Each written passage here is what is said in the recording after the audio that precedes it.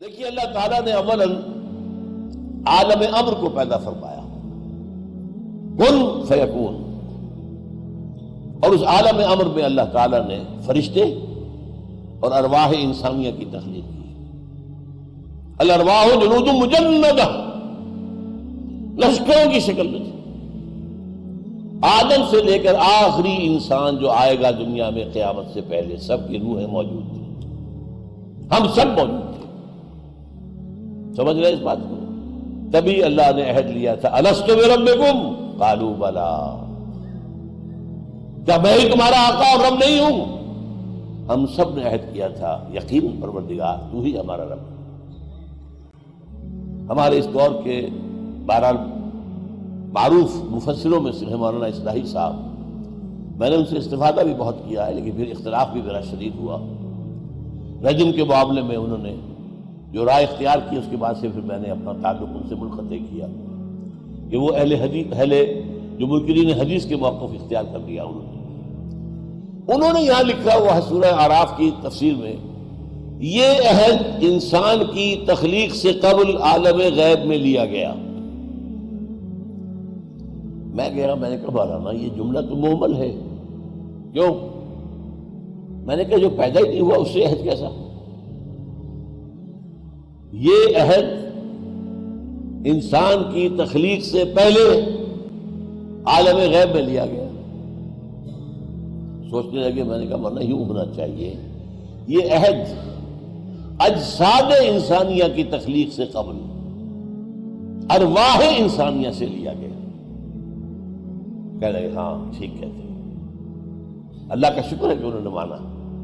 افسوس یہ ہے کہ ان کی تفسیر میں اب بھی وہی بات چھپ رہی ہے، جو شائع کرنے والے ہیں انہوں نے اس میں درستی نہیں کی۔ یہ عہد کر کے ہم دنیا میں آئے، اس کے کچھ عرصے کے بعد وہ جو نور پیدا ہوا تھا، سٹل نور، جس سے کہ ارواح اور ملائکہ پیدا کیے گئے۔ حدیث یہ ہے حضرت عائشہ کی، ان اللہ خلق الملائکہ من النور۔ اس کے بعد بگ بینگ وہ آپ کو آج معلوم ہے، بہت بڑا دھماکہ ہوا، اور اس دھماکے کے نتیجے میں اسی نور میں ناری ذرات پیدا ہوئے، آگ کے ذرات، ٹریلینز ڈگری فارن ہائٹ ان کا ٹیمپریچر، اور دوڑ رہے تھے، بھاگ رہے تھے ایک دوسرے سے، فوٹونز کہلاتے ہیں۔ انہی فوٹونز سے پھر گیلیکسیز بنی ہیں، پھر یہ ستارے بنے ہیں، سیارے بنے ہیں۔ اور یہ بات نوٹ کر لیجئے، اس لیول پر اس آگ سے جنات کی تخلیق ہوئی ہے۔ قرآن کہتا ہے وَالْجَانَّ خَلَقْنَاهُ مِنْ قَبْلُ مِنْ نَارِ السَّمُومِ، انسانوں کی تخلیق سے بہت پہلے جنات کی تخلیق ہوئی ہے، اور آگ سے ہوئی ہے، آگ کی لپٹ، آگ کی لو، یہ قرآن سے ثابت ہے۔ اس کے بعد جب یہ ٹھنڈے ہونے شروع ہوئے کرے، اور ہماری یہ زمین ٹھنڈی ہوئی، اس میں سے بخارات نکلے، نتیجہ کیا نکلا کہ فضا پیدا ہو گئی، گیسز اسی زمین سے نکلے ہوئے، اور نمبر 2 سکڑ گئی، کہیں اونچی کہیں نیچی، پھر ہزارہ برس تک بارش ہوتی رہی، اور یہ بڑے بڑے سمندر وجود میں آ گئے۔ اور یہ بھی قرآن کے اندر مذکور ہے، کان عرشہ علی الماء، اس وقت تک ظاہر بات ہے کہ دنیا میں کوئی اور مخلوق نہیں تھی، کوئی حیوان، کوئی سمندری، کوئی مچھلی، کوئی انسان، کوئی جانور، کوئی کچھ نہیں، زمین اور پانی، زمین اور پانی۔ وَكَانَ عَرْشُهُ عَلَى الْمَاءِ، وہاں سے پھر انسان کی تخلیق کا عمل شروع ہوا۔ سائنس اور قرآن دونوں اس پر متفق ہیں کہ انسان پیدا کیا گیا مٹی سے، اس میں کوئی اختلاف نہیں۔ The clay, the crust of the earth. اب اس کو چھوڑ دیجئے کہ وہ کن مراحل سے گزر کر آیا، یہ کہ جو احادیث سے ہمیں کچھ معلوم ہوتا ہے کہ تمام جتنے بھی بر اعظم تھے ان سب سے مٹی لے کر اللہ نے آسمان پر پھر یہ کہ وہ گارا بنایا، اس گارے کے اندر پھر جب وہ کچھ مادہ ڈالا جو کہ آرگینک تھا، اس کے اندر جو ہے فرمنٹیشن ہوئی، تو قرآن کہیں کہتا ہے تراب، کہیں کہتا ہے تین، کہیں کہتا ہے تین لازم، کہیں کہتا ہے صلصال من حمأ مسنون، 4-5 الفاظ جو استعمال کیے قرآن۔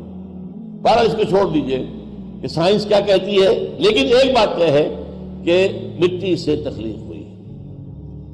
جب یہ ہیولہ تیار ہو گیا آدم کا جسمانی ہیولہ، تو آدم کی روح لا کر پھونک دی گئی، اور یہ آدم ہوئے اب علیہ السلام، یہ اللہ کے نبی ہوئے، اور ان کو اللہ نے زمین کی خلافت عطا کی۔ یہ چند باتیں جو ہیں، یہ چاہے آپ میٹا فزکس کی بات کہیں اس سے، چاہے ویلٹن شاؤن کی بات کہیں جرمنی اصطلاح کے اندر، یا جو ورلڈ ویو ہے اس کو کہیں، یا قرآن مجید کی حکمت کہیں، وہ جو مولانا روم نے شکوہ کیا نا، چند خانی حکمت یونانیہ، حکمت قرآنیہ راہم بخاں، کب تک تم یونانیوں ہی کے فلسفے کو پڑھتے رہو گے، ارسطاٹل کو اور پلیٹو کو اور پلاٹونائزم کو، ان کو پڑھتے رہو گے، کبھی قرآن کی حکمت کو بھی پڑھو۔ پر اس انسان کو اللہ تعالیٰ نے دو علم عطا کیے، یہ اصل ہے بات جو سمجھنے کی۔ اور جہاں یہ ذکر ہے حضرت آدم کی تخلیق اور انہیں خلافت دیے جانے کا، سورہ بقرہ کا 4واں رکوع، شروع میں ایک علم کا ذکر ہے، وَعَلَّمَ آدَمَ الْأَسْمَاءَ كُلَّهَا، آدم کو سارے نام سکھا دیے اللہ نے۔ یعنی نام کن چیزوں کے؟ نام کچھ چیزوں کے ہوتے ہیں نا، میٹیریل تھنگس، اس کا کیا نام ہے، اس کا کیا نام ہے، میٹیریل ورلڈ جو وجود میں آنے والی تھی، اس کی تمام چیزوں کا علم آدم کو دے دیا گیا۔ لیکن دیا گیا کس شکل میں؟ جیسے آم کی گٹھلی میں پورا آم کا درخت ہوتا ہے تو صحیح نا، لیکن یہ وجود میں تو آئے گا، ذرا وقت لگے گا، یہ گٹھلی پھٹے گی، 2 پتیاں نکلیں گی، پھر وہ آگے پودا بنے گا، پھر کئی سال لگا کر وہ درخت بنے گا، پھر آم آئے گا نا۔ ایک آدم میں امر ہے، وہاں وقت کوئی نہیں لگتا، نو ٹائم انوالوڈ، انما امرہ اذا اراد شیئا فانما یقول له کن فیکون، نو ٹائم۔ لیکن عالم خلق کے اندر وقت لگتا ہے۔ رحم مادر میں بھی بچہ جو ہے 9 مہینے لیتا ہے، تب وہ انسانی شکل میں آتا ہے۔ آم کا درخت بھی کچھ سال لے گا، تب وہ آپ کو پھل دے گا۔ عالم خلق میں ٹائم انوالوڈ ہے، اور آسمان و زمین کی تخلیق 6 دنوں میں۔ ابھی دن کون سے ہیں؟ یہ تو ہم سمجھ نہیں سکتے۔ یہ دن یونیورسل ڈیز، ایک تو ہمارا دن ہے، سورج کا، ہماری زمین کا ایک چکر جو 1 دن ہو گیا، لیکن یہ کہ اس پورا ہمارا جو ایک سلسلہ ہے سولر، اس پورے سولر سسٹم کے دن کو کیا ہوگا، جبکہ یہ پورا سولر سسٹم ایک چکر مکمل کرے، اس کا 1 دن بنے گا۔ گلیکسی کا 1 دن کیا ہوگا، اس کا آپ اندازہ کر لیجیے۔ تو قرآن اسی لیے کہتا ہے نا، اللہ کا عام دن جو ہے وہ 10,000 برس کا ہے، 1000 برس کا ہے، اور ایک جگہ 25,000 برس پہ، 50,000 برس کا بھی۔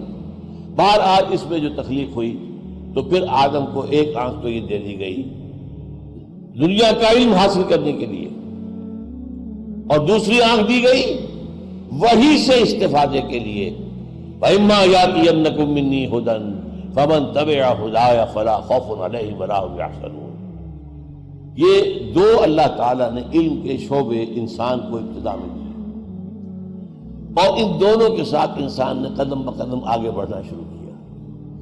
ایک طرف نبی آ رہے ہیں، اللہ کی ہدایت چلی آ رہی ہے، ہدایت میں ارتقاء ہو رہا ہے، جیسے انسانی ذہن کا ارتقاء ہو رہا ہے۔ کبھی انسان بچپنے میں بھی تھا ذہنی اعتبار سے، کبھی آخر جوان ہونے میں وقت لگا ہے اس کے۔ اسی لیے ہدایت خدا بندی پہلے دن مکمل نہیں دے دی گئی، نہیں، قرآن میں لا کر اس کی تکمیل کی گئی۔ الیوم اکملت لکم دینکم واتممت علیکم نعمتی، نعمت ہدایت میں نے اس کا اتمام کر دیا تمہارے اوپر۔